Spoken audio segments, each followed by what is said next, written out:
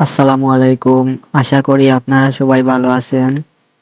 আপনাদেরকে এমন একটি ইম্পোর্টেন্ট সেটিংস শেখাবো, আপনাদের অনেক উপকারে আসবে। তো আপনারা যারা দেখতে পারছেন না আপনাদের ফেসবুক আইডিতে কয়টি ফোন লগইন রয়েছে, তা এখনই দেখে নিন। তাহলে আর দেরি কিসের? চলুন ভিডিওটি শুরু করা যাক। সবার প্রথমেই আপনারা ফেসবুক অ্যাপটি ওপেন করে নেবেন। এরপর এখান থেকে থ্রি ডট মেনুতে ক্লিক করবেন।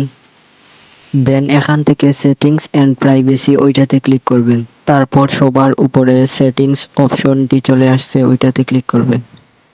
তারপর এখান থেকে see more in account centre ওইটাতে ক্লিক করবেন।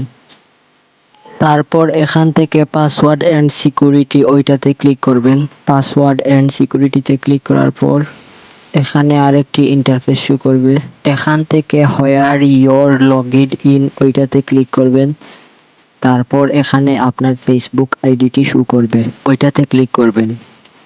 দেন এখানে শো করছে আপনার ফেসবুক আইডিতে কয়টি ফোন লগইন করা রয়েছে।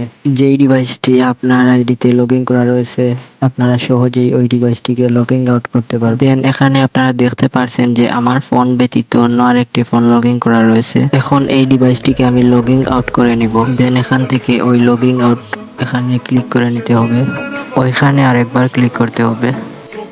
দেন আপনার আইডি থেকে ওই ডিভাইসটি লগইন আউট হয়ে গেছে।